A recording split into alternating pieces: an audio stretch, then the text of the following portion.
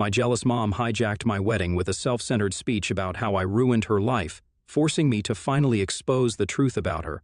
So for context, my mother and I have never had a good relationship. She got divorced from my father when I was around 11 years old, and they had partial custody of me. I was supposed to live with my mother for alternate months, but I would end up spending not more than maybe 3 or 4 months at her place, and the rest of the time, I would just live with my father because apparently, my mother was too busy to look after me. I never knew what exactly she was busy with because it's not like she had a very high-pressure job. She was a real estate agent and not even one of the top ones. So after a while, I began to suspect that maybe she just didn't want to spend time with me and was just coming up with excuses to avoid having me over. Even before the divorce, my mother and I weren't really close. I know little girls are supposed to be their mother's best friends, but my mother never really needed me. She had enough friends of her own, but I did need her. Sadly, she never understood that, and we grew apart with time. She would visit me at my dad's house from time to time and even had me over occasionally. But nothing really mattered to me after I turned 13 and reached an age where I could understand that my mother wasn't very connected to me. Whenever I went to live at her house, I would just find myself wishing that I could go back home. Nothing about that place felt like my own, not even my mother. It got worse when she started dating and bringing her boyfriends home. I was in my late teens, and I would get this feeling that she was sort of jealous of me and would treat me like competition. She would put me down all the time and make fun of me for no reason. Not only did it make me uncomfortable and angry, but it also made her dates awkward around her because what kind of mother puts down her own daughter to win over some random guy? One time I even confronted her about it, and she said that she was just joking around and that there was no need for me to take it to heart and act like the victim. So instead of getting mad, I started to do the same thing to her. Whenever she would pick on me and try to take digs at me, I would just retaliate and take jibes at her as well. It would turn into a little cat fight where both of us were just competing to see who could be the meanest. It didn't bother me and actually was kind of fun, but it did drive her dates away. So she stopped doing it after a while, and even I reduced my visits to her house. My dad was the one who would push me to have a relationship with her, and honestly, had it not been for him, I probably never would have even bothered to speak to the woman. There was also the time period from when I was 18 until I graduated college when my father was going through a rough patch financially because his business wasn't doing very well. I had to pay for tuition somehow, and even though I hated the very idea of it, I ended up asking my mother if she could help us out. She said that she was really sorry and that she wished she could help, but unfortunately, she didn't have enough money because she was also getting engaged and was saving to get married and go on her honeymoon in a couple of months. At the time, I wouldn't have cared about that because obviously, she doesn't owe me her money. But when I saw her wedding, it was ridiculously extravagant and fancy, which made me feel a bit annoyed because I felt like she really could have helped me out with the tuition, and she chose not to out of spite. She could afford to help, but she chose not to, and that rubbed me the wrong way. And it was very funny because that wedding was probably more expensive than whatever I was going to ask her to contribute to my tuition. My father was ready to bear most of the cost, we just needed a little help from her. And that marriage didn't even last more than 2 years, so what was all the fuss even about? Even then, my father told me to let it go, and I did because it wasn't worth it, and I didn't want to come off as an entitled brat. Now I'm almost 28, and I finally had my own wedding a couple of days ago. I invited my mother at the insistence of my dad, who thought that it would be necessary to have my family with me on such an important day. I wanted to say no to that, but I always have a hard time saying no to my father. So I did invite my mother, and she said that she was ready to attend. I told her that she needed to get her outfit approved by me because I knew that if I left it up to her, she would show up wearing something outrageously inappropriate. She sounded a little disappointed when I told her that, and I feel like she had every intention to upstage me, but it all went to hell when I said that she would have to get her outfit approved.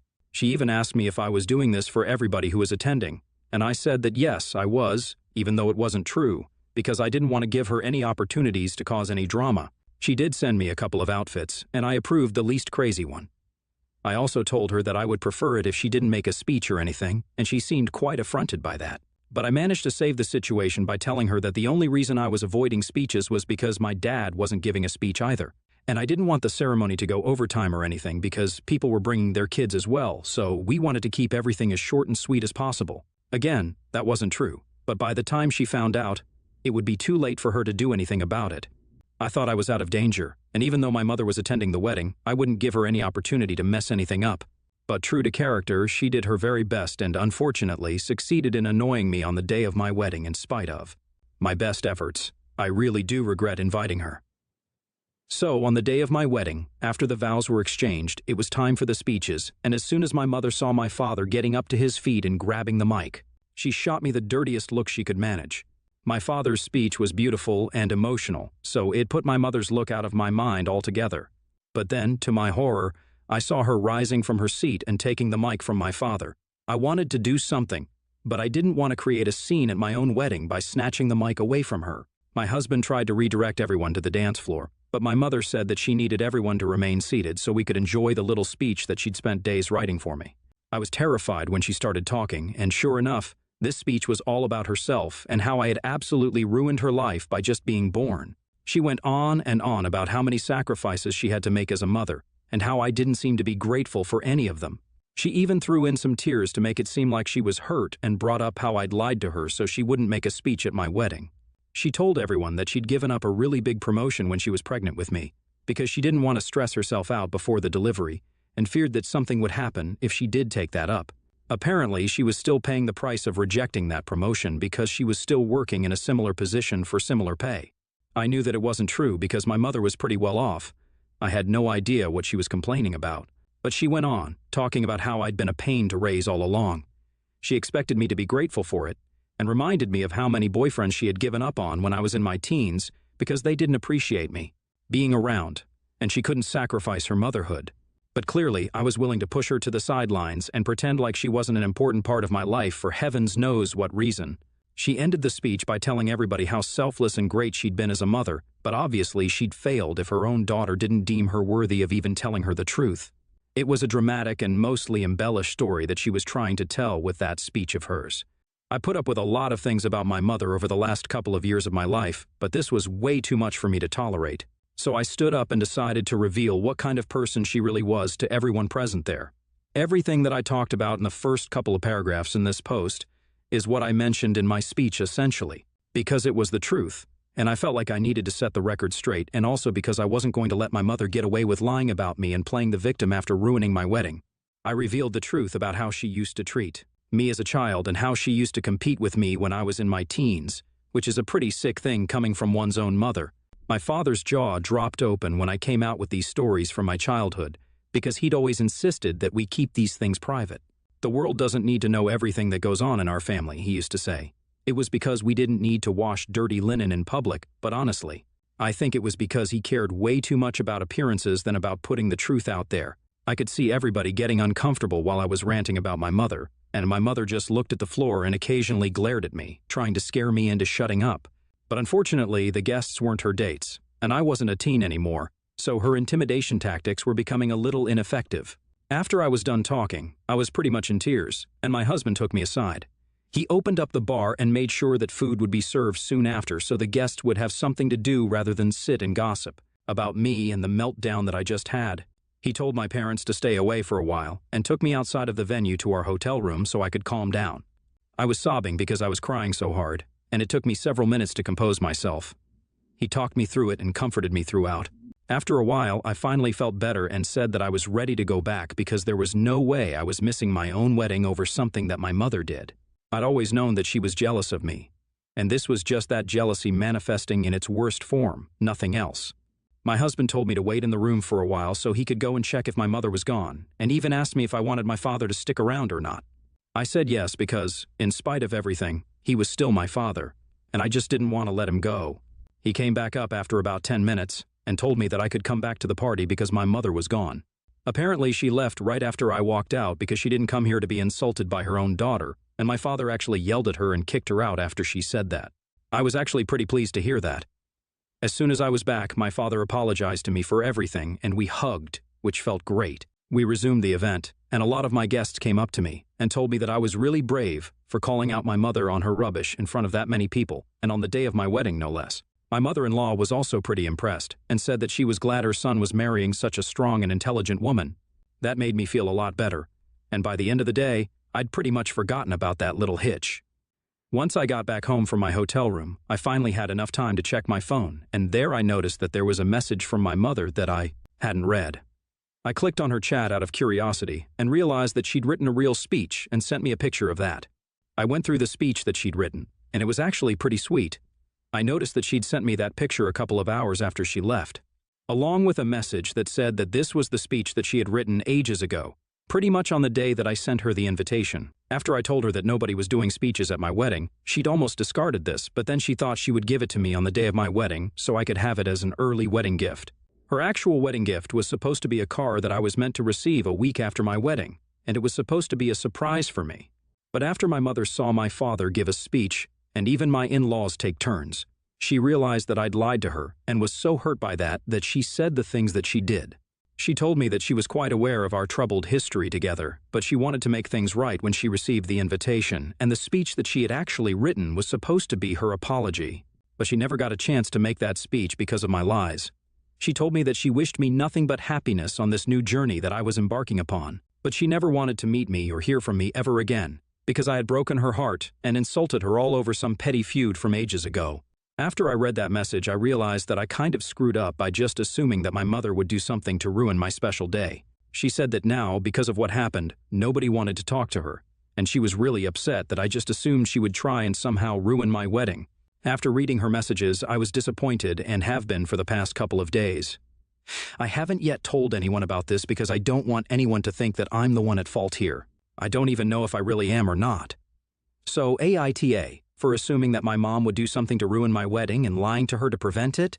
Update 1. Thank you for all the supportive comments, guys. It helped me think about everything regarding my mother in a new light. Maybe lying to her hadn't been the best idea, but I had to do it given our previous tiffs. And I think it's pretty convenient that she just shifted the entire blame onto me because I feel like if she wanted to make a speech that badly and apologize to me for everything, then she could have done so even after she found out that I'd lied to her about my no speeches policy. I don't even understand where there was the need to make such a public apology. It wasn't as if everybody in our family was aware that we didn't share a good relationship. Only a couple of people close to me knew about it, so there really wasn't any need for her to apologize at my wedding. Besides, it wasn't even the place or occasion for that. It was a day meant to celebrate me and my husband and not bring up things from the past so she could make it all about herself yet again, but just in a different and more socially acceptable way. I told my dad and husband about it and asked their opinion on whatever she told me, and they brought up an interesting perspective as well. I showed them the picture of the letter that she sent me, and they pointed out that the letter didn't look old at all and actually looked pretty recently written. My mother claimed that she'd written out this speech months ago, around the time I sent her the invitation. But if we were to go by that, then the letter should have at least looked a little folded or something, just something to indicate that it had been a while since she'd written it. But there was nothing as such. So it was quite possible that she wrote the letter the very same day after she was kicked out of the wedding and sent it to me to guilt-trip me. I would hate to believe that their theory was somehow true, but I don't know.